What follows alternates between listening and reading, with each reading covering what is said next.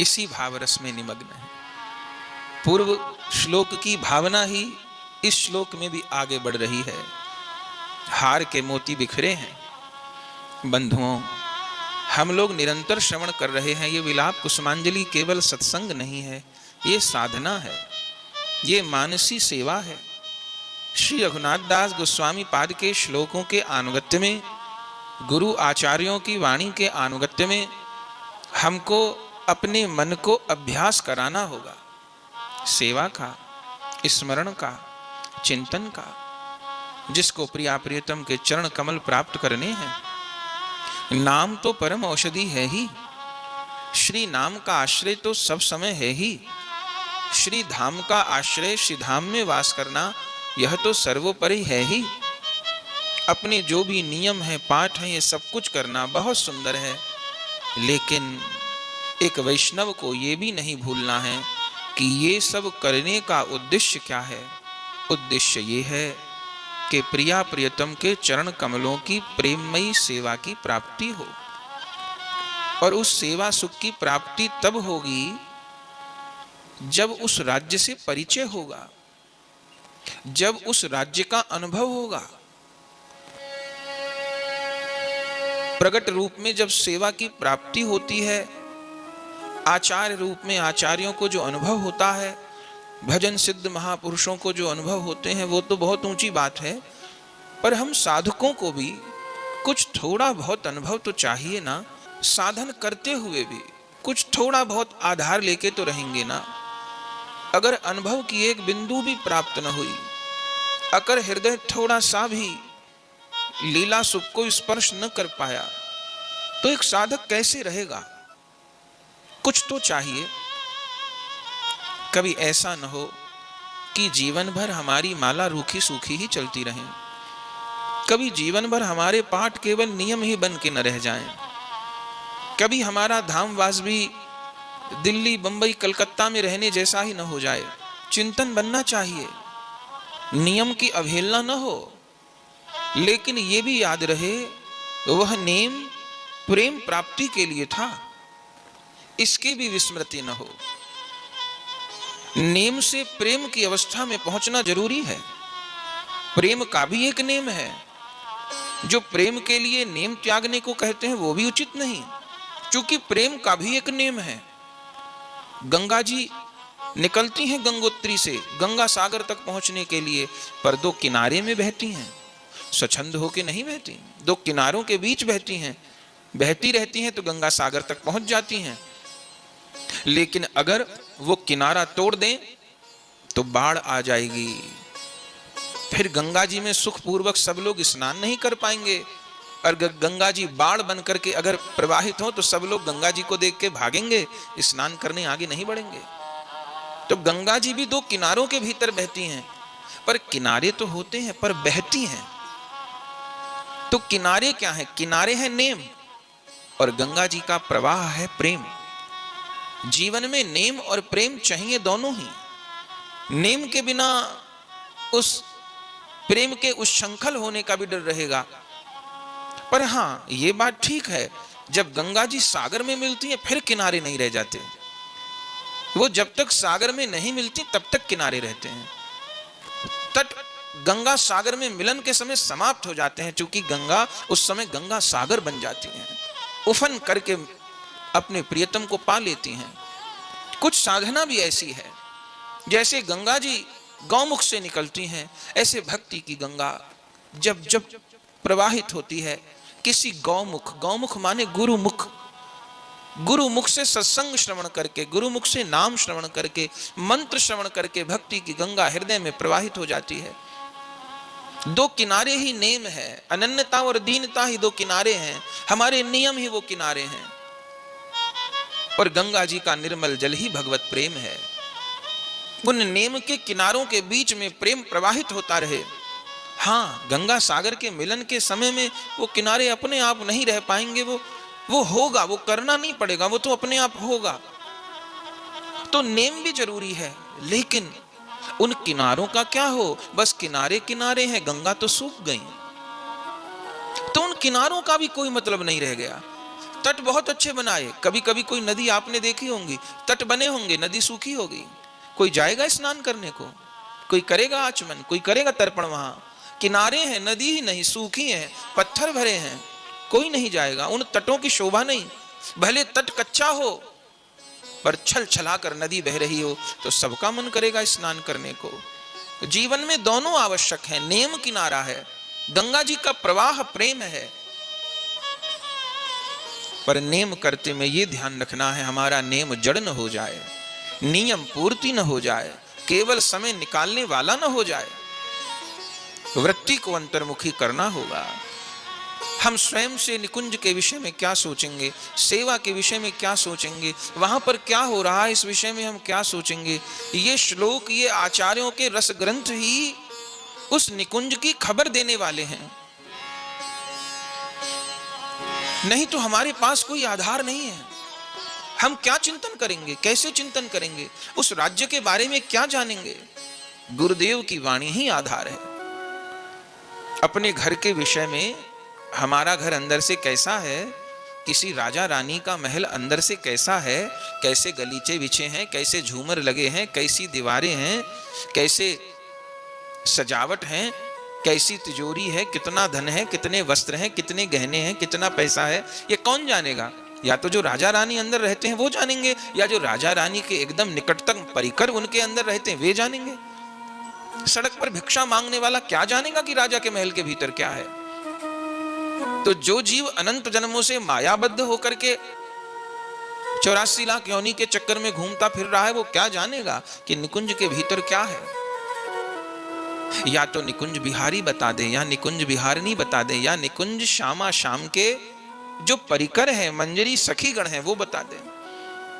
तो हम पर ये सबसे बड़ी कृपा है कि स्वयं निकुंज विहारी श्यामा श्याम ही एक होकर गौरांग रूप में अवतरित होते हैं, और स्वयं श्यामा श्याम के वे नित्य परिकर रूप मंजरी जी, तुलसी मंजरी जी, वह लवंग मंजरी जी, गुण मंजरी जी षड गोस्वामी पाद के रूप में प्रकट होते हैं। वे ललिता विशाखा जी स्वरूप दामोदर राय रामानंद जी के रूप में प्रकट होती हैं। संपूर्ण युगल लीला का परिकर गौर लीला में, गौरांग लीला में भक्त रूप से अवतरित होता है। और अवतरित होके हमको केवल निकुंज की खबर नहीं देते, केवल निकुंज की रहनी कैसी है, वहां का बोलन चलन स्वभाव रीति कैसी है, केवल ये नहीं बताते, निकुंज तक पहुंचने की डगर भी बताते हैं।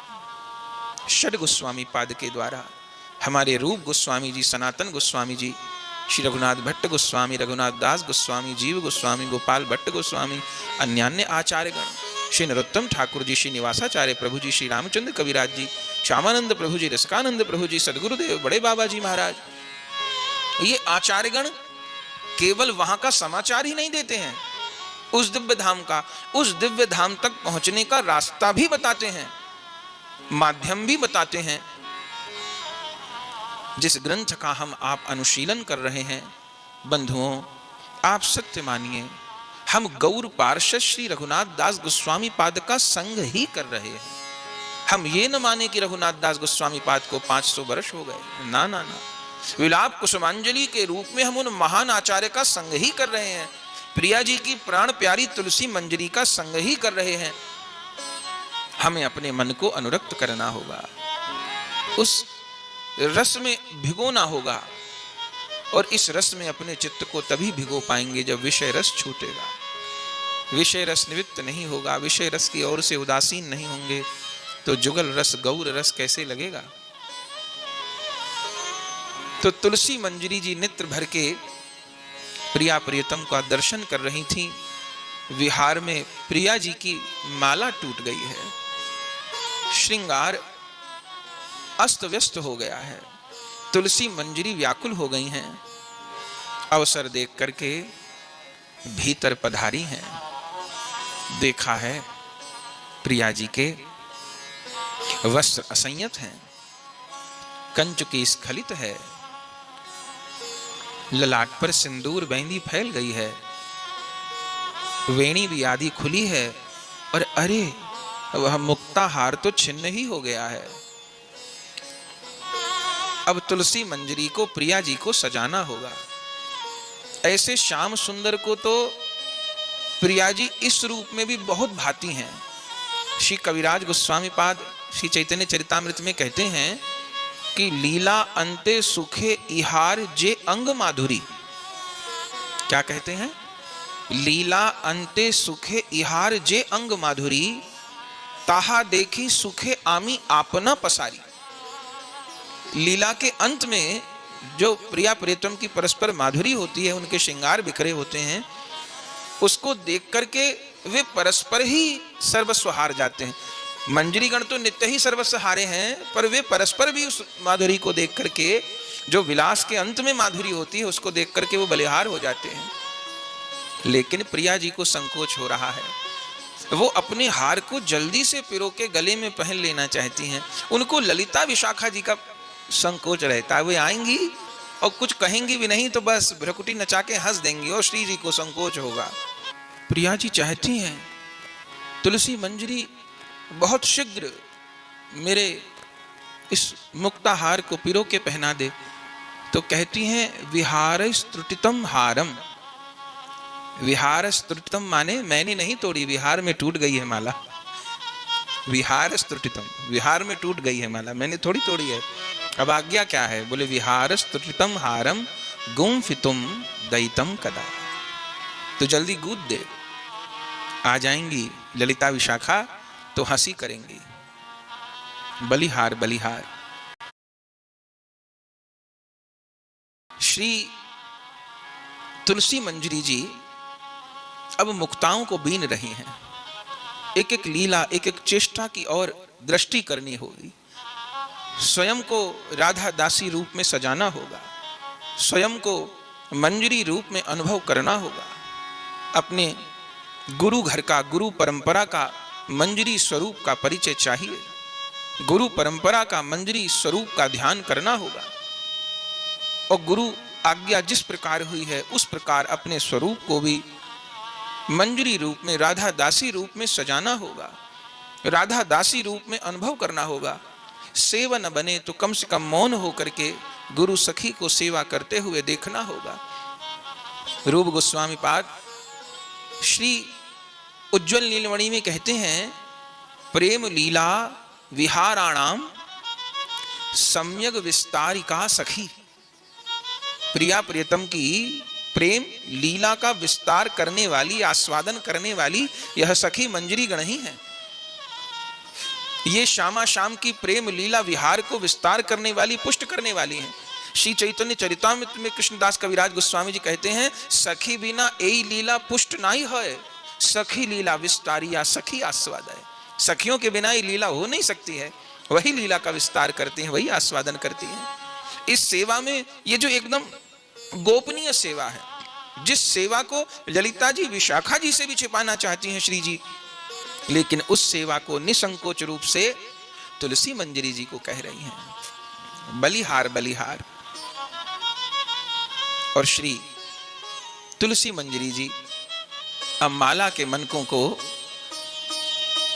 पहले तो अपने आंचल में उठा रही हैं और फिर बहुत प्रेम से माला को गूंथ रही हैं।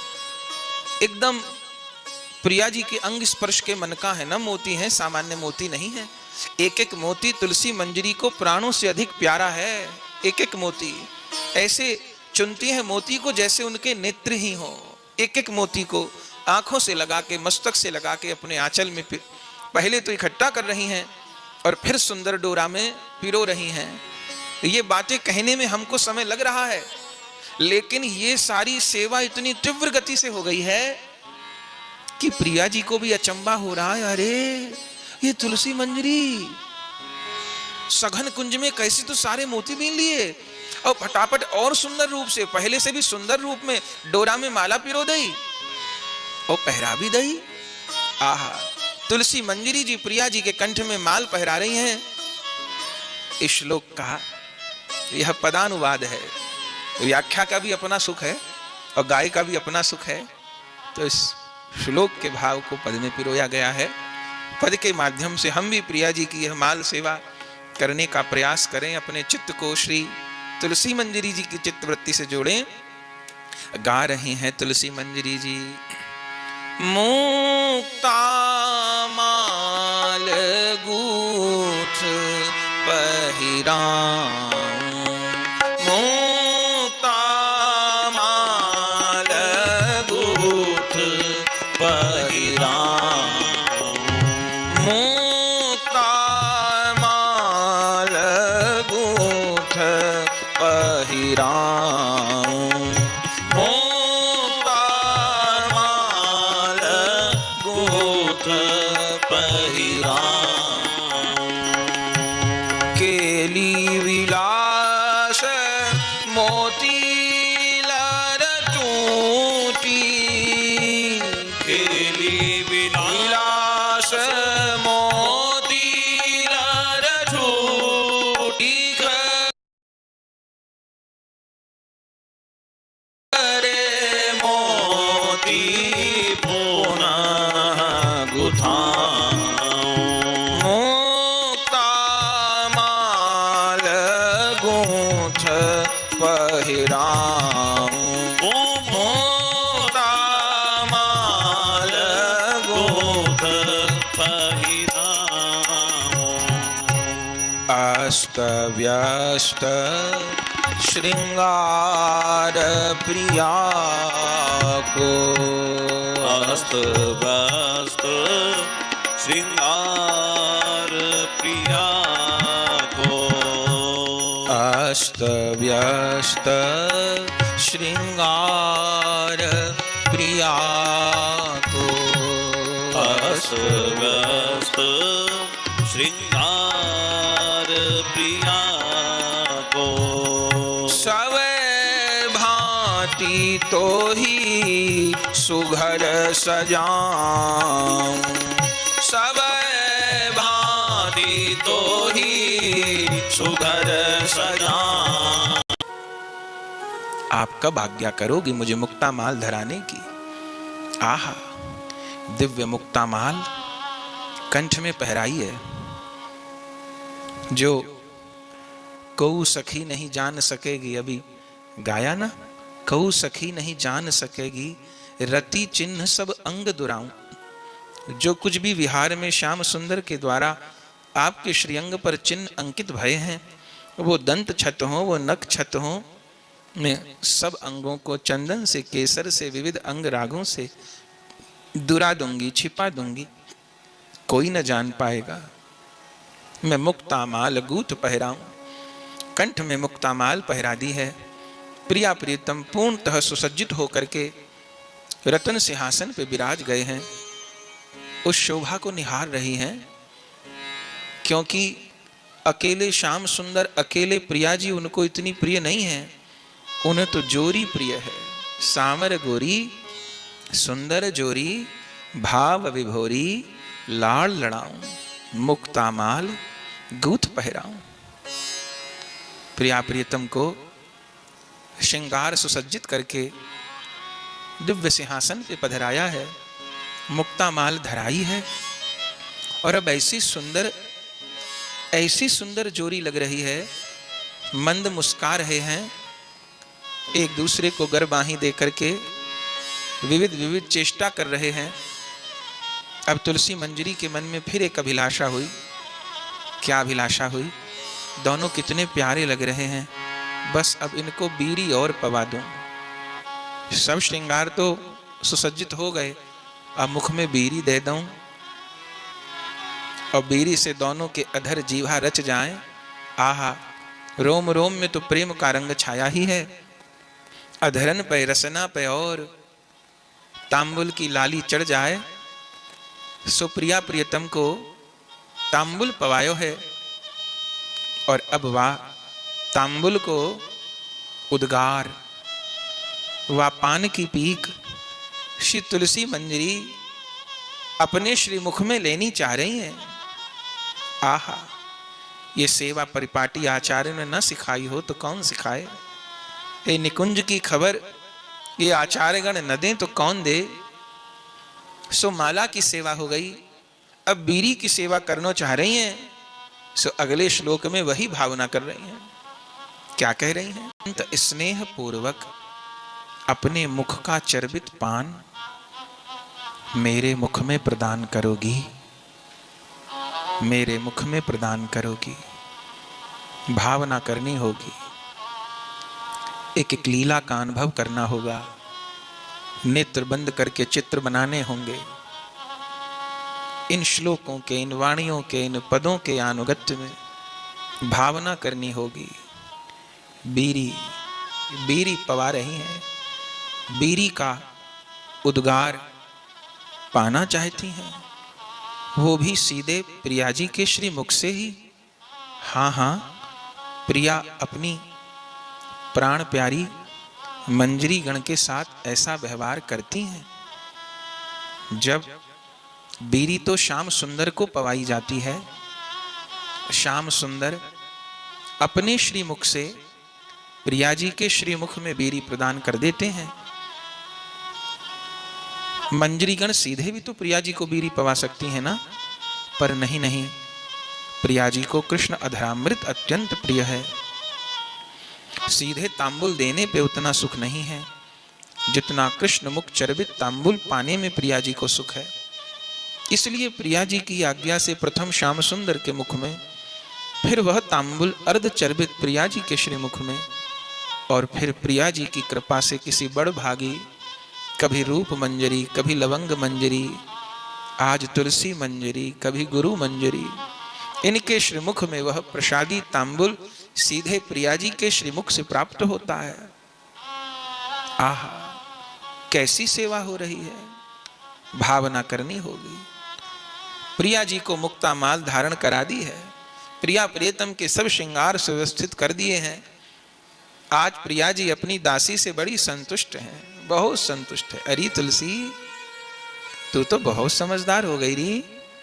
आहा, सखी तो सखी श्याम सुंदर को न पता पड़ा, कम्मे को माला पिरो दी, कम्मे को पहरा दी। अरे तुलसी मंजरी श्यावास, बड़ी बड़ी संतुष्ट हैं प्रिया जी, बड़ी प्रसन्न हैं और विचार कर रही हैं अब पुरस्कार देना होगा। क्या पुरस्कार देंगी?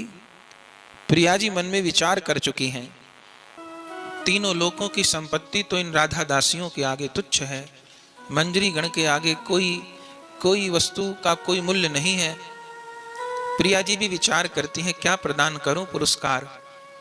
तो एक ही बात समझ में आई है, सबसे अधिक प्रिय अगर इन मंजरी गण को कुछ है तो या तो चरणामृत है और या तो अधरामृत है, वह भी प्रिया प्रियतम का संयुक्त। तब श्री तुलसी मंजरी जी तो शोभा देख रही हैं, बीरी लेकर के आई हैं श्री रूप मंजरी जी। श्री प्रिया जी ने वह बीरी श्याम सुंदर के मुख में प्रदान की है और श्याम सुंदर से वह बीरी प्रिया जी को प्राप्त हुई है। चूंकि श्याम सुंदर के अधरामृत का संपूर्ण आस्वादन प्रिया जी ही कर सकती हैं। श्री चैतन्य चरितामृत में कविराज गोस्वामी जी वर्णन करते हैं कि कृष्ण जे खाए तांबुल, कहे तार नाही मूल, ताहे आर दंभ परिपाटी, तार जेबा उद्गार, तारे कहे अमृत सार, गोपीर मुख करे आल बाटी। परम दुर्लभ ए कृष्ण धरामृत, ताहा जई पाए तार सफल जीवित। इस अधरामृत का मोल प्रिया जी ही जानती हैं। क्यों? क्योंकि जैसे श्याम सुंदर का माधुर्य असीम है, ऐसे प्रिया जी का प्रेम भी असीम है। तो असीम को तो असीम बन के ही पाया जा सकता है ना। गागर में तो सागर नहीं भरा जाएगा ना, वो तो कह दिया जाता है भाव में कि गागर में सागर भर दिया। वास्तव में सागर जितना जल अगर भरना हो तो फिर तो 3/4 पृथ्वी चाहिए। इस पृथ्वी पर 1/4 ही धरा है, बाकी 3/4 में तो सागर बने हैं।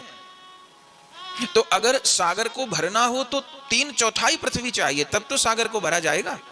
कोई हम चाहें कि हमारी बाल्टी में सागर आ जाए तो संभव नहीं है, कुछ अंश आ जाएगा, संपूर्ण सागर तो नहीं ना। तो जैसे श्याम सुंदर का माधुर्य असीम है, जैसे श्याम सुंदर की रस लिप्सा असीम है, ऐसे प्रिया जी की धारण करने की शक्ति भी असीम है, प्रेम भी असीम है। इसलिए स्वयं श्याम सुंदर चैतन्य चरितामृत में कहते हैं, कविराज गोस्वामी जी लिखते हैं, एई प्रेम द्वारे नित्य राधा एकली, आमार माधुर्य अमृत आस्वादे एक सकली। एई प्रेम द्वारे नित्य राधा एकली और आमार माधुर्य अमृत आस्वादे सकली। मेरे सकल माधुर्य अमृत का आस्वादन एकमात्र श्री राधा ही संपूर्ण रूप में कर सकती हैं, क्योंकि श्याम सुंदर का माधुर्य असीम है, उनकी रस लिप्सा असीम है, उनका भोक्तापन असीम है और प्रिया जी का समर्पण असीम है, उनका प्रेम असीम है। तो असीम श्याम सुंदर को असीम प्रिया ही धारण कर सकती हैं, अन्य कोई नहीं। तो प्रथम श्याम सुंदर के श्रीमुख में बीरी प्रदान की गई है और फिर वह बीरी कृष्ण अधरामृत से संयुक्त होकर श्री प्रिया जी के श्रीमुख कमल में आई हैं और अब दोनों का संयुक्त अधरामृत उस पान बीरी के रूप में बलिहार बलिहार आज तुलसी मंजरी को प्राप्त होगा। ये सब प्रिया जी सोचे बैठी हैं भीतर भीतर। हमारे बलिहारी आचार्यों को, दास गोस्वामी पाद को, जो निकुंज की खबर तो दे दिए, प्रिया जी के हृदय की खबर भी इन ग्रंथों में दे दिए। बलिहार बलिहार, इनसे अधिक दयालु कौन होगा? गौर गौर भक्तों से अधिक दयालु कौन होगा? हृदय के खजाने लुटा दिए। बलिहार बलिहार, ऐसे गुरुजनों को, ऐसे आचार्य गणों को। तो ये सब बातें प्रिया जी सोच रही हैं। उनको पता है इस दासी को पुरस्कार में कुछ और नहीं। अरे ये राधा दासी, ये मंजरी गण तो चरणामृत और अधरामृत पे ही जीवित हैं। कहीं तो चरणामृत और कहीं तो अधरामृत सुभुजा पकड़ ली है और माल जिस समय पहरा रही हैं उसी समय ये भी लीला घटित हो गई। कहने में समय लग रहा है, लीला में समय नहीं लग रहा। एक एक क्षण की लीला को एक एक जन्म तक आस्वादन किया जाए बंधुओं तो पूरी नहीं पड़ेगी। इसलिए तो वेदों ने प्रभु को अनंत कहा है। किस अर्थ में अनंत कहा है? इसी अर्थ में अनंत कहा है। एक एक क्षण की लीला एक जन्म के लिए पर्याप्त है। हाथ पकड़कर खींच लिया है तुलसी मंजरी जी को और सीधे प्रिया जी अपने श्रीमुख से तुलसी मंजरी के श्रीमुख में वह तांबुल प्रदान कर रही हैं। विभोर हो रही हैं तुलसी मंजरी और इसी श्लोक के भाव को पद में गाकर आनंद प्राप्त कर रहे हैं भक्तगण। आइए इस लीला को निहारें और पद के माध्यम से पुकारें।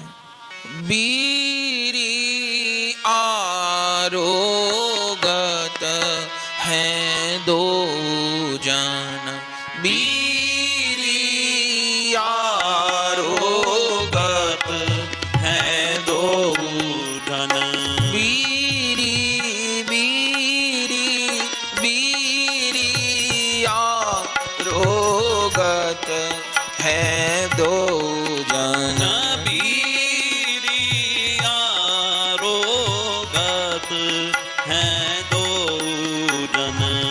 भक्त ने पूछा है कि बाहर संसार में तो बीड़ा बोलते हैं, बीरा बोलते हैं, पर ब्रज में बीरी क्यों बोलते हैं? संसार में तो बीड़ा बोलते हैं। तो उत्तर यह है कि एक तो जैसे कठोर वस्तु का सेवा में प्रयोग नहीं होता, ऐसे कठोर शब्द का भी नहीं होता। तोड़े शब्द का प्राय साहित्य में प्रयोग नहीं मिलता। ब्रज भाषा में तो ना के बराबर ही, क्योंकि ड़य शब्द कठोर है, तोड़े की जगह रह, तो बीड़ा नहीं बीरा। और दूसरी बात, बीरा भी नहीं बीरी। क्यों? बीरा तो बड़ा होता है ना, और श्यामा श्याम के मुख तो बहुत छोटे छोटे से हैं।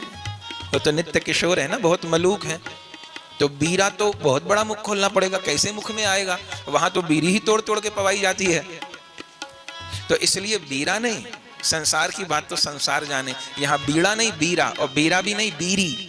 बीरी माने छोटी सी पान की बीरी, बलिहार। और एक बीरी पावे वारे दो, निहारिए और पुकारिए। बीरी आरोगत हैं दो जन, बीरी आरोगत हैं दो जन, बीरी आरोगत हैं दो जन,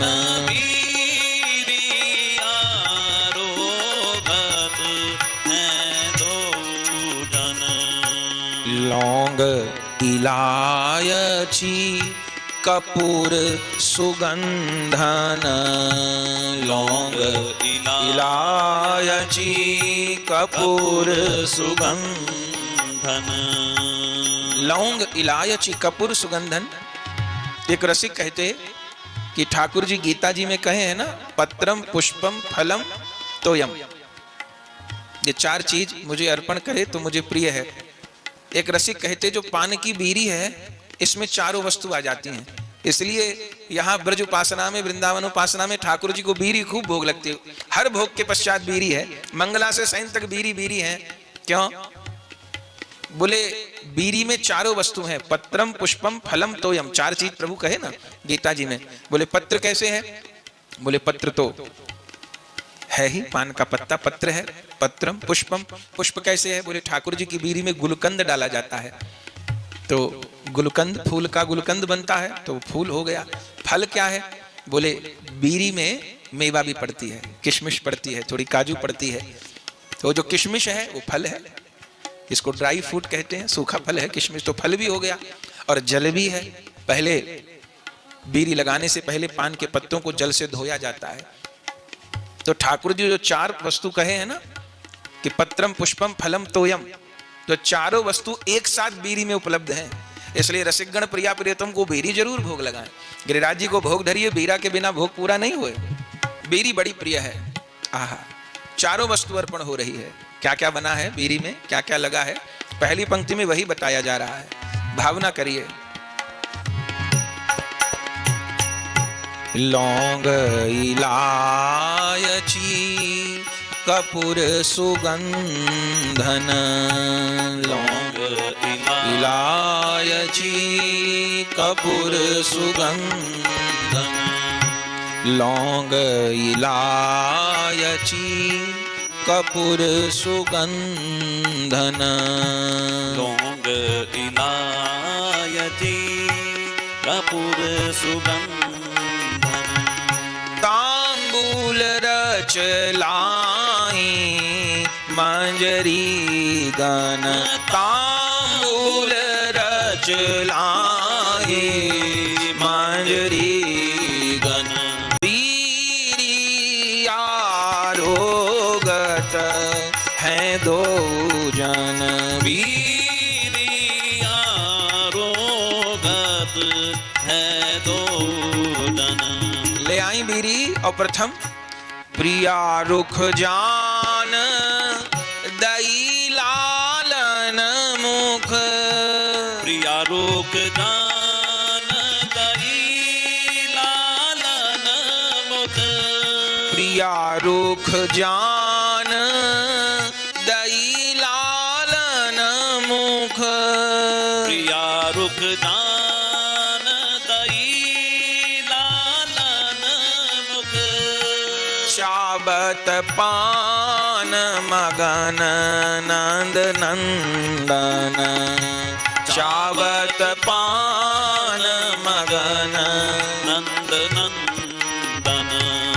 श्याम सुंदर अब बीरी चबा रहे हैं और प्रिया जी का रुख सुख जान के अब श्याम सुंदर ने वही बीरी।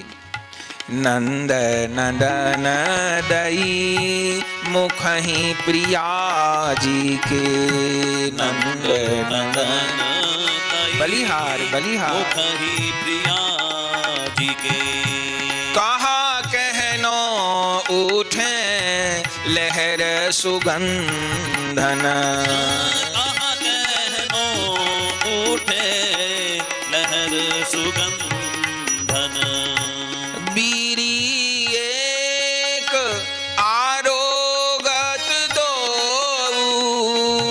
बीरी एक आरोगत दो,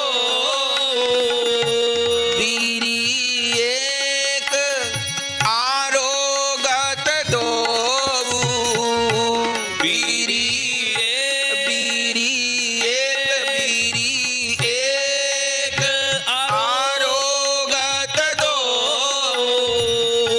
पोनी पोनी करत आलिंगन चुंबन, पोनी पोनी करत आलिंगन गगन चुंबन कामिनी अमृत पालिनो अमृत पालिनो युगल अधर अमृत पालिनो धन्य धन्य राधा दासी गण धन्य धन्य राधा दासी गण हाँ धन्य धन्य राधा दासी गण धन्य धन्य राधा दासी गण गौरदास एक आस कृपा की गौरदास एक आस कृपा की गौरदास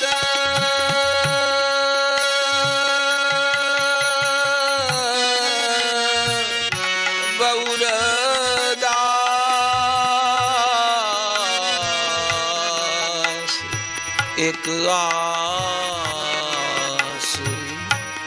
गौरदास एक आस कृपा की गौरदास बलिहार बलिहार एक आस कृपा की कबहूँ पाऊँ प्रसाद एक कन कबहूँ पाऊँ प्रसाद एक तन वीरी आरोगत हैं दो जन परम दयाल स्वामिनी राधा वह बीरी दई दासी के अधरन युगल अधर अमृत पालिनो धन्य धन्य राधा दासीगण और गौरदास एक आस कृपा की कबहूँ पाऊं प्रसाद एक कन बीरी आरोगत हैं दो जन। इस छवि को निहारो है कैसे प्रिया प्रियतम बीरी आरोग रहे हैं और वह उगार व बड़ भागी तुलसी मंजरी जी को प्राप्त हो रहे है। खूब प्रेम से बीरी आरोगी और अब धीरे धीरे करके अष्ट सखी आ गईं। वे भी तो खोज रही थी ना, आज की लीला कल की लीला से संबंध रखती है। कल क्या क्या हुआ था याद है? कल श्री जी ने गुप्त निकुंज में तुलसी मंजरी जी को गानों सिखायो, फिर तुलसी मंजरी जी को रस काव्य सिखायो, फिर तुलसी मंजरी जी को वीणा सिखाई। ठीक, अभी तक अष्ट सखीन को खबर नहीं कहाँ हो रहे हो। फिर वीणा सिखाई, प्रिया प्रियतम विहाररत हो गए, सो माला टूट गई तो माला धराई, और फिर माला के पीछे तांबुल धराए पिछले श्लोक में। अभी तक तो अष्ट सखीन को पतो नहीं, बस श्री तुलसी मंजरी जी सेवा सौभाग्य प्राप्त कर रही हैं। और अब अष्ट सखी भी ललिता जी, विशाखा जी, तुंग विद्या जी, सुदेवी जी, चंपक लता जी, सब खोजते खोजते प्यारी प्यारी कहाँ आज छिपे हैं जाके। और जो आके देखे मदन सुखदा कुंज में, अरे यहाँ बैठे हैं छिपके, हमारे प्राण व्याकुल कहाँ गए कहाँ गए। और जो देखा दोनों बड़े प्रसन्न, चरणों में तुलसी बैठी हैं, उनके मुख में भी पान की बीरी चल रही है। ओहो, ललिता जी को तो कुछ कहने की जरूरत नहीं, वो तो दृश्य देख के सब कुछ समझ लें। प्रिया जी कितना छुपाएं पर ललिता जी फिर भी जान ही जाएं। अरे आज तो लगता है तुलसी मंजरी को अधरामृत प्राप्त हुआ युगल का। सुनिहार रही हैं और बड़ी प्रसन्न भई। देखा स्वामी बड़ी प्रसन्न, श्याम सुंदर सदा प्रसन्न। वे तो सदा ही प्रसन्न है, पर आज कुछ विशेष प्रसन्न। सन्मुख आई हैं मंजरी गण, सखी गण। प्रिया प्रियतम की प्रसन्नता देखी, प्रिया जी को रुख जान लियो। श्री ललिता जी ने सब सखियन को आज्ञा करी, अरे आज तो मेरे प्यारे प्यारी कैसे प्रसन्न हो रहे, मेरो मन हो रहे होए। आज हम सब मिलके नित्य गान करेंगे। सब सेवा तो या तुलसी मंजरी ने करी लई है। और सुनो है तुलसी मंजरी को प्रिया जी ने गानों हूँ सिखा दियो, बीड़ा हूँ सिखाई दई और रस काव्य हूँ सिखाई दिए। फिर कहा कमी है? कविता लिखनी आ गई, रचना शक्ति दे दई, गावे की प्रवीणता आ गई, वादन की प्रवीणता आ गई, फिर कहा कमी है संगीत समारोह में? तो आज कुंज में बढ़िया संगीत जमनो चाहिए। सब सखिन को आज्ञा कर दई और ललिता जी की आज्ञा तो सर्वोपरि है। प्रिया जी तो हैं ही राजी और सब सखी दिव्य रूप से अब नृत्य कर रही हैं। बहुत दिव्य रूप में नृत्य हो रहे हो है। तो अष्ट सखी नृत्य कर रही, कैसे शोभा को वर्णन हो। कभी श्री रूप मंजरी जी को हाथ पकड़ के नचा लें ललिता जी, कभी गुण मंजरी जी को हाथ पकड़ लें, कभी लवंग मंजरी जी को पकड़ लें, कभी चंपक मंजरी जी, विलास मंजरी जी, रति मंजरी जी, रस मंजरी जी हाथ पकड़ के नचाए रही हैं। श्याम सुंदर देख देख के प्रसन्न हो रहे हैं। नृत्य करते करते अभी ललिता जी के मन में आयो कि हम नाच रही हैं सो तो ठीक है, पर पूरा आनंद तो तब हो, पूरी बात तो तब बने जब प्यारे की बंशी बाजे और प्यारी की पायल बाजे।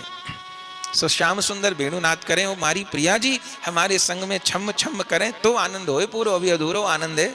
सो श्री ललिता जी अब उनको तो शक है, प्रिया जी को विनती ना करेंगी, वो तो प्रिया जी को हाथ पकड़ लेंगी। सो ललिता विशाखा जी आई हैं और स्वामी जी चलो अब कछु ना सुनेंगी, नाचनो पड़ेगो।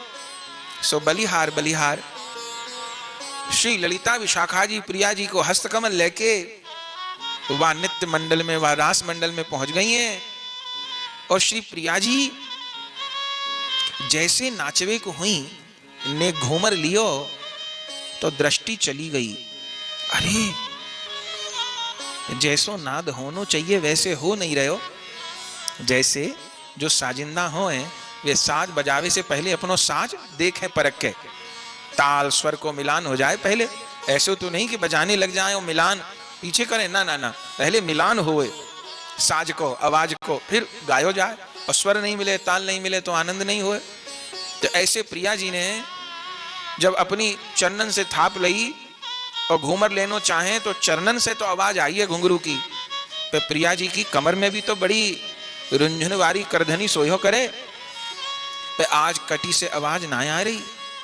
सो प्रिया जी की झट दृष्टि गई, अरे अरे मेरी कमर में तो करधनी नहीं, अरे ये करधनी कहाँ रह गई। सोई जान गई, अरे ये जो प्यारे के संग में वह वीणा वादन के पश्चात जो कछु है हो, अब श्याम सुंदर तो धीर वीर नायक हैं, बिहार में तो कसर छोड़े नहीं। सो मोकू लगे करधनी छूट गई है।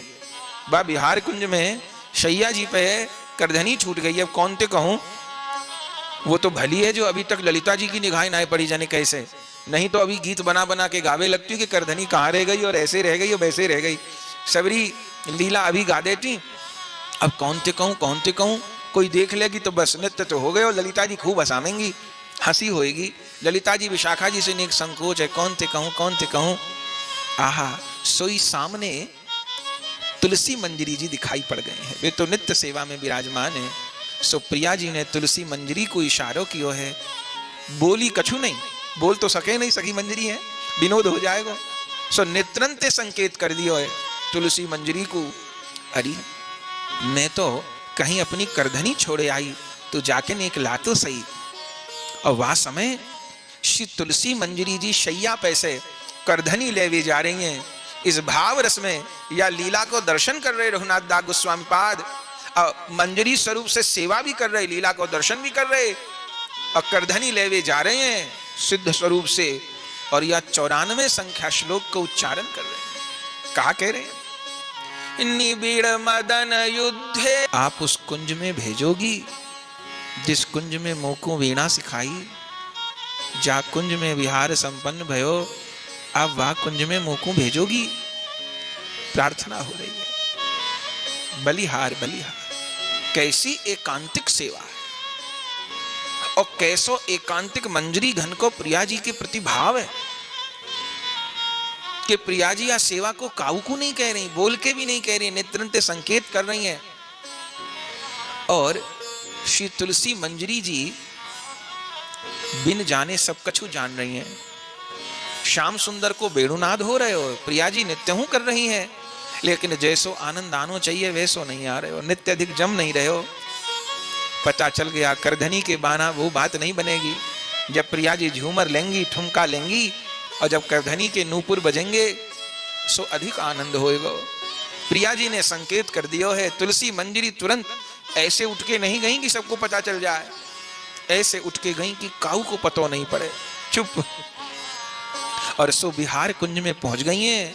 सो कहा, देखी आशा तो यही कि शैया पे पड़ी होगी करधनी, पर शैया पे नहीं, वो करधनी तो रूठ के शैया के नीचे पड़ी है। रूठी भाई, आप कहेंगे कोई आभूषण भी रूठो करें? हाँ हाँ भैया, रूठो करें। बोले संसार में तो नहीं देखा कि आभूषण भी रूठते हो। संसार में क्यों रूठेंगे? क्योंकि जड़ संसार के आभूषण भी जड़ हैं, पर नित्य चिन्मय धाम के आभूषण भी नित्य हैं और चिन्मय। ये प्रिया जी की पायल, करधनी, चूड़ी, कंगन क्या सामान्य है, जड़ वस्तुओं से बनी है? ना ना ना ना ना। कोई सखी प्रिया जी के कंगन बन गई है, कोई बाजूबंद बन गई है, कोई पायल बन गई है। प्रिया जी के आभूषणों के भी नाम हैं। जो नूपुर श्यामानंद प्रभु जी को सेवा कुंज में प्राप्त हुआ, उस नूपुर का नाम था मंजू घोष। नूपुरों के भी नाम हैं। कोई सखी नूपुर बनी, कोई मुद्रिका बनी। तो प्रिया जी की करधनी जड़ नहीं है, वो चिन्मय है। कोई सखी है, कोई दासी है। देखे, अरे वो करधनी तो अलबेटा खा के सैया के नीचे किनारे में पड़ी है। उठानो चाहो तुलसी मंजरी ने, निशब्द, एकदम एक घुंघरू ना बजे, करधनी रूठ गई। तुलसी मंजरी को बड़ो अचंभो भयो। अरे लगे ये करधनी रूठ गई। अरे रूठेगी क्यों नहीं, दुखी हो रही। प्रिया जी छोड़ जो गई बेचारी, कहां तो सदा सदा स्वामिनी के कटिभाग को स्पर्श पाए, और कटिभाग पे रहवे के कारण श्याम सुंदर को हूं स्पर्श पाए।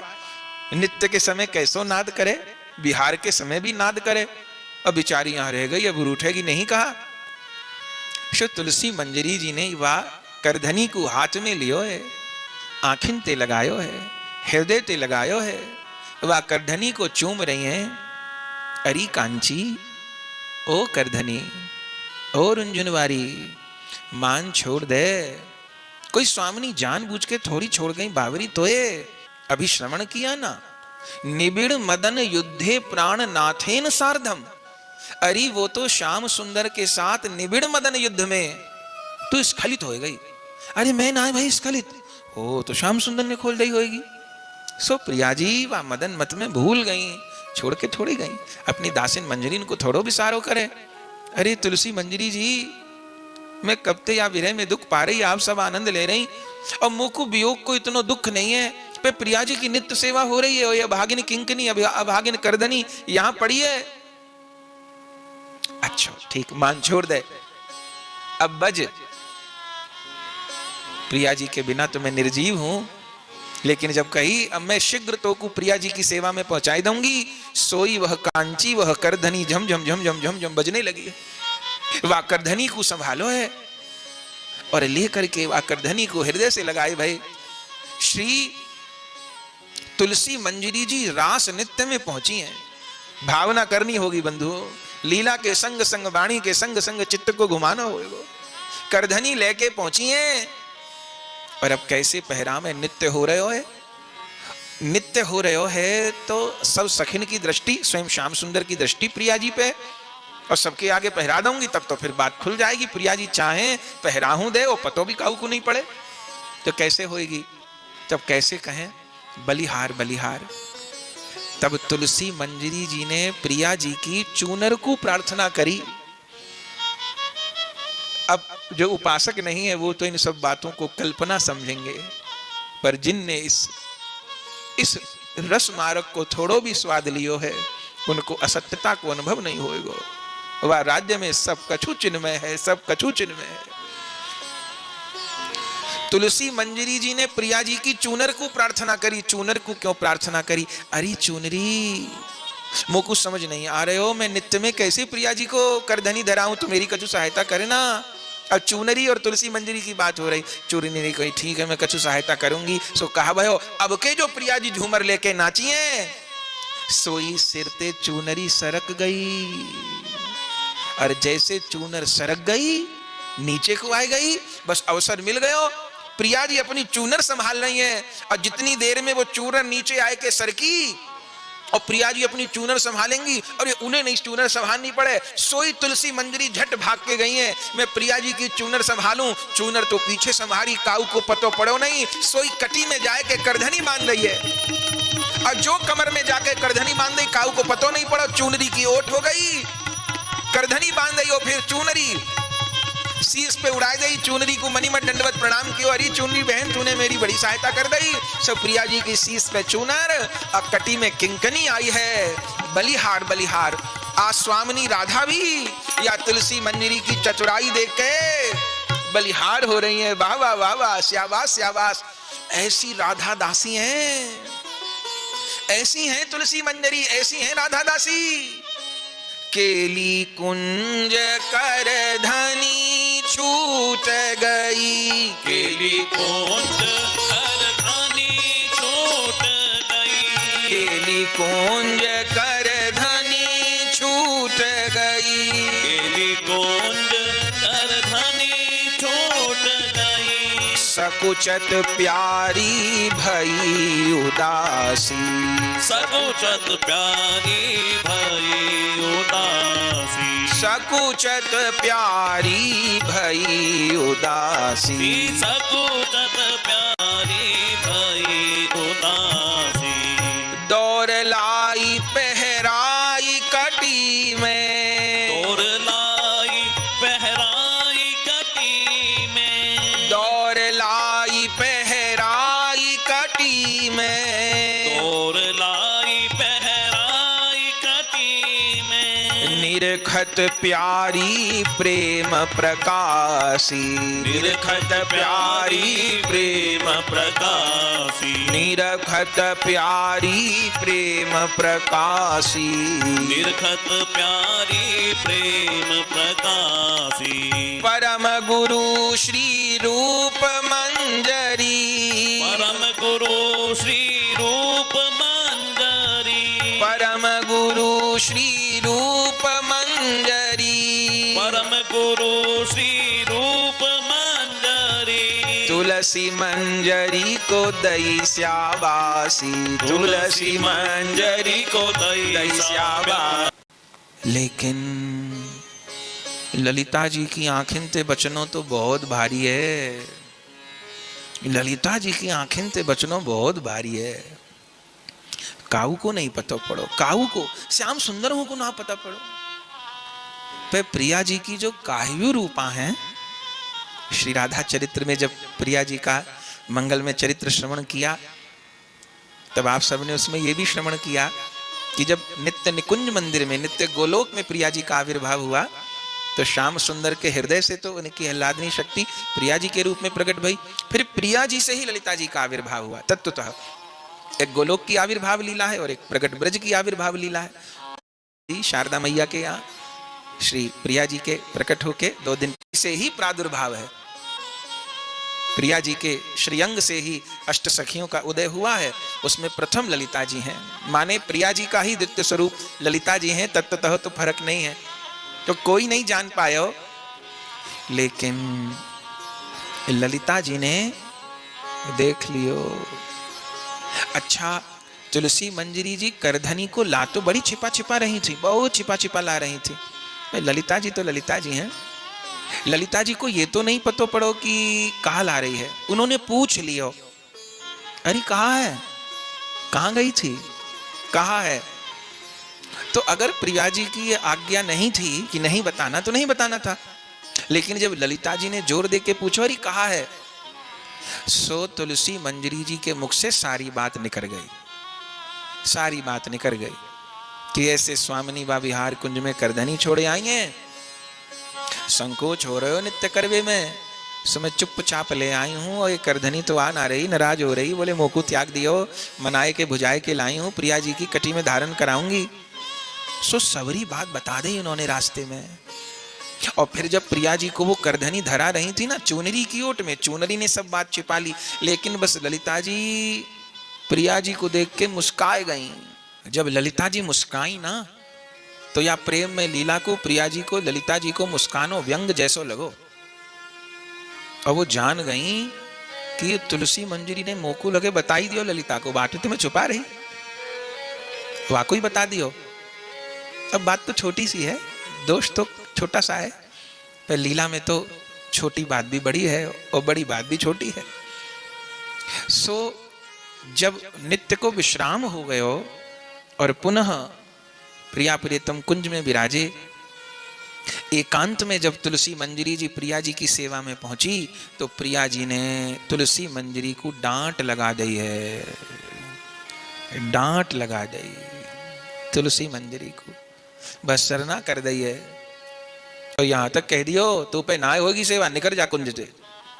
सबरी सखी हंस रही, मैंने तो को कहीं कर दे नहीं लिया, तो सब सखीन को बता बता के ला रही, उनते तो छिपानो पे। प्रिया जी ने जब जे नेक डांटो, उन पे क्रोध आवे भी कहां, पर नेक डांटो, तुलसी मंजरी के तो प्राण निकल गए हो मानो। कुंज द्वार पे ठाड़ी रो रही हैं। तब ललिता जी ने देखो है, पतो चल गए हो मेरे कारण ही तुलसी मंजरी को डांट पड़ रही है। सो हाथ पकड़ के तुलसी मंजरी जी को पुनः कुंज में प्रिया जी के आगे ले जा रही हैं और श्री जी से कह रही हैं, हे सखी राधे, मैंने ही पूछो हो। तुलसी मंजरी ने अपनी औरतें ना बतायो, मैंने ही पूछो हो। कहा है तो बेचारी मेरे प्रति गुरुवत सम्मान करे सो बताए दई। या को दोष नहीं, दोष है तो मेरो दोष है, दंड देनो हो तो मोए देओ, तुलसी मंजरी को नहीं देओ। आहा बलिहार बलिहार।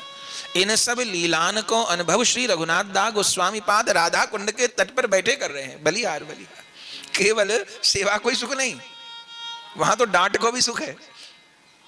और जब प्रिया जी ने डांट लगाई है और ललिता जी फिर क्षमा करवावे आई हैं, इस लीला को अनुभव हो रहे हो है, तब आप 95वें संख्या श्लोक में याई भावना को निवेदन कर रहे हैं। त्रुटि के हो जाने पर, दोष हो जी मुझे आपके निकट ले आएंगी, तो क्या आप उस समय मेरे प्रति किंचित कृपा दृष्टि पूर्वक देखोगी स्वामिनी, मेरे दोष को क्षमा कर दोगी ना। बलिहार बलिहार। क्या कहना। माने दास गोस्वामी पाद केवल लीला रस का स्वादन नहीं कर रहे, केवल सेवा सौभाग्य प्राप्त नहीं कर रहे, केवल हम वैष्णवों को आस्वादन ही प्रदान नहीं कर रहे, शिक्षा भी भरपूर दे रहे हैं। और शिक्षा भी सेवा की तो दे ही रहे हैं, रहनी की भी दे रहे हैं। बोले इष्ट और गुरु कृपा अनुकूलता के रूप में, स्नेह के रूप में, दर्शन के रूप में, विरह के रूप में तो होती है। हरि और गुरु की कृपा, इष्ट और गुरु की कृपा ताड़ना के रूप में भी होती है, प्रतिकूलता के रूप में भी होती है। गौर कथा में हम लोग सुनते हैं ना, जब महाप्रभु जी अपने स्वरूप का प्रकाश किए, प्रेम दान करने लगे और सब भक्तों ने सप्त प्रहरिया भाव में उनके भीतर दिव्य प्रकाश का अनुभव किया, सब पे कृपा की। पर महाप्रभु जी अद्वैत प्रभु जी के आगे अपने आप को संकुचित कर लेते। अद्वैत प्रभु को बहुत कष्ट होता। मन में विचार करते, मैंने ही तो महाप्रभु जी का आह्वान किया कि निकुंज बिहारी नदिया बिहारी के रूप में प्रकट होकर के सारे जगत को कृष्ण प्रेम दान करे, और महाप्रभु जी मेरे ही आगे अपने आप को मनुष्य बनाए रखते हैं, दास बनाए रखते हैं, अपने स्वरूप का प्रकाश नहीं करते। शिवास जी के आगे करते हैं, नित्यानंद जी के आगे करते हैं, गदाधर जी के आगे करते हैं, मेरे से छिपे रहते हैं, मेरे सामने अपने स्वरूप का प्रकाश नहीं करते। अद्वैत प्रभु जी नाराज हो गए और नाराज होकर के नवद्वीप छोड़कर शांतिपुर चले गए। और क्या करने लगे, जान गए ऐसे महाप्रभु की कृपा नहीं होगी, अब मुझे पता है कैसे होगी। अब वो तो गोराना गोसाई है ना। शांतिपुर चले गए और वहां जाके क्या करने लग गए, पहले तो पाठशाला तो पहले भी चलाते थे, शांतिपुर में भी थी, नवद्वीप में भी थी, सब वहीं पड़े हुए थे। पर इस बार पाठशाला में क्या करने लगे, सब मंत्रों का अद्वैत परक अर्थ करने लग गए। पहले तो भक्ति परक दास परक अर्थ करते थे, अब सबका अद्वैत परक अर्थ, जो वो है वही हमें ऐसी बातें करने लग गए और खूब जोर शोर से। अब पहले जो भक्ति की बात सुनते थे वो लोग जो है अब अद्वैतवादी बात सुनने लग गए। अब कुछ तो जो पक्के भक्त थे वो तो नहीं बहके, वो यही सोचे, अरे महाप्रभु जी क्या हुआ। महाप्रभु जी ने कहा, कहो क्या हुआ। बोले वे आपके अद्वैत क्या क्या बोलते हैं पाठशाला में, क्या बोलते हैं। बोले जो ब्रह्म है वही जीव है और जो जीव है वही ब्रह्म है, जीवात्मा परमात्मा में भेद ही नहीं है, और जीवात्मा का परमात्मा मिलना ही सबसे बड़ा लक्ष्य है। वो तो भक्ति की अवहेलना करके ज्ञान को ही ऊंचा बता रहे हैं। अब सेवा की, अब गोलोक की, लीला की, भक्ति की बात नहीं करते, अब तो मायावाद की बात करते हैं। और जैसे महाप्रभु जी ने सुना अद्वैत ऐसा कर रहे हैं, अरे आवेश में भर के मुई से ही महाप्रभु जी ओ नित्यानंद प्रभु जी के साथ आवेश में, जहां अद्वैत प्रभु जी मायावाद की व्याख्या कर रहे थे वहीं पहुंच गए। और सोचिए महाप्रभु जी की आयु उस समय कितनी है? 20-21 वर्ष की। और अद्वैत प्रभु जी की आयु कितनी है? लगभग 75 वर्ष की। और महाप्रभु जी गिरा दिए अद्वैत प्रभु जी को, और गिरा के सीने पे चढ़ गए और लगे मारने मुक्के से अद्वैत प्रभु जी को। खूब मुक्के से मारा। सब लोग देख रहे ये क्या हो रहा है। और महाप्रभु मुई सही मुई सही मुई सही, अरे अद्वैत तूने तो मुझे आह्वान करके बुलाया गोलोक से, और मेरा खंड खंड कर रहा है, भक्ति को अवहेलना करके मायावाद का प्रचार करता है, मार डालूंगा। प्रभु मुक्के से मार रहे हैं। और अद्वैत प्रभु जी बलिहार हो रहे हैं। ओहो बलिहार, मेरे गौर की बलिहार। नित्यानंद प्रभु जी कोने में खड़े होकर तमाशा देख रहे हैं। बोले देखो भक्त भगवान की क्या लीला। महाप्रभु खूब मारे अद्वैत प्रभु जी को। और जब खूब मन भर गया अद्वैत प्रभु जी का, और फिर महाप्रभु का भी आवेश जब पूरा हुआ, तब महाप्रभु बोले हे भगवान, नित्यानंद प्रभु मैं यहां कैसे आ गया? ये अद्वैत प्रभु जमीन में क्यों पड़े हैं? मैं इनके ऊपर क्यों बैठा हुआ हूं? नित्यानंद प्रभु कहते जो हुआ बहुत अच्छा हुआ, डोकरा की बुद्धि ज्यादा बिगड़ रही थी, ठीक कर दी आपने। अरे अद्वैत प्रभु जी, आचार्य आप तो मेरे पूजनीय हो, ये कैसे पड़े हो? अद्वैत प्रभु की आंखों से झरझर अश्रुपात हो रहे हैं, बलिहार हो रहे। महाप्रभु जी को आसन पे बिठाए, चरणों में तुलसी फूल अर्पण। अरे बताओ तो सही हुआ क्या? अद्वैत प्रभु जी कहते महाप्रभु जो हुआ बहुत अच्छा हुआ। अरे मैंने कोई उद्दंडता तो नहीं कर दी आवेश में कहीं? अरे नहीं नहीं, उद्दंडता नहीं की, असली कृपा तो आज ही हुई है। केवल मैं वंचित था आपकी कृपा से, सबने तो कृपा पाली थी। आज ठीक प्रकार आपने मेरे को दंडित कर दिया। दंडित कर दिया? मैंने आप पे हाथ उठाया? नहीं नहीं नहीं, ये काम तो आपको बहुत पहले करना था, तभी तो मैंने ये सब नाटक किया। क्या नाटक किया? तब श्रीवास जी ने सारी बात खोल के बता दी। महाप्रभु बहुत दुख पा रहे हैं। श्रीवास जी ने सब बात खोल के बता दी कि अद्वैत प्रभु कहते थे हमसे कि जब तक महाप्रभु जी मेरी ताड़ना नहीं करेंगे, मुझे फटकारेंगे नहीं सबके आगे, मेरी ताड़ना नहीं करेंगे, तब तक मैं नहीं मानूंगा कि महाप्रभु जी ने मुझे अपनाया है। क्यों? क्योंकि प्यार तो सबको दिया जाता है, लेकिन डांट फटकार तो केवल अपने अंतरंग जन के साथ ही की जाती है। तो प्रभु प्रेम तो सबको देते हैं, मुझे भी देते हैं, पर मैं प्रभु का निज जन हूं, अंतरंग जन हूं, ये तब मानूंगा जब मेरे महाप्रभु मेरा शासन करेंगे, डांटेंगे, मारेंगे मुझे। आज मैंने मान लिया, मैं चिन्हित गौरदास हो गया, मैं गौर का हो गया, आज मैंने मान लिया। सोचिए कितनी अटपटी बात। माने महाप्रभु प्यार कर रहे, हृदय से लगा रहे, तब कृपा नहीं। महाप्रभु डांट दिए, मार दिए, तब कृपा। पूरा वर्णन है चैतन्य भागवत में। श्री वृंदावन दास ठाकुर जी ने वर्णन किया, जब महाप्रभु कृपा दंड दे दिए, वो हैं बंधुओं, गुरु कृपा उनको गोविंद के चरणों में पहुंचा देती है। यही तो दर्शन हो रहा है। और आज तो ऐसी स्थिति है कि मार फटकार तो बहुत दूर की बात, अगर थोड़ा किसी को कठिन दृष्टि से भी देख लिया, तो जो लोग अपने को शिष्य कहते हैं, उनका अहंकार इस कोटि पर पहुंचा है कि थोड़ा दृष्टि से भी देख लिया, थोड़ा राधे श्याम भी अच्छे से नहीं की मानो, तो महाराज इतना अभिमान ऊंचाई पर है कि सब छोड़ छाड़ न्यारे हो जाएं। और कहते हैं कृपा कृपा कृपा, गुरुजनों की मार फटकार धुतकार सहन ना हुई तो क्या होगा। अभी तो ऐसा समय आ गया, किसी को एक शब्द बर्दाश्त नहीं है। उसको दोष मत बताओ, बस उसकी झूठी सच्ची बड़ाई करते रहो, बस तब अच्छा है। दोष मत बताओ। और अगर किसी का दोष उसको बताया तो वो यही कहेगा गुरुजी को पता नहीं, गुरुजी जानते नहीं, मैं बताऊंगा, गुरुजी जानते नहीं। अच्छा गुरुजी जानते नहीं तो इसका मतलब ये हो गया कि गुरुजी अल्पज्ञ हैं, और हम जानते हैं तो इसका मतलब हम सर्वज्ञ हैं। तो ऐसे बेवकूफ को गुरु बनाया ही क्यों? जिसको आप ये मानते हो कुछ जानते ही नहीं है। हम ज्यादा जानते हैं तो अल्पज्ञ गुरु किसको कहते हैं? जो ज्यादा जाने वो गुरु। फिर तो जिनको गुरु मानते हो चेला हो गए, तो वो जानते ही नहीं कुछ, हम ही सबरी बात जानते हैं। अभी तो कटु वचन बर्दाश्त नहीं है। लाख अपराध करके, लाख गलती करने के बाद भी हमको ऐसा क्यों कह दिया, ये भाव है।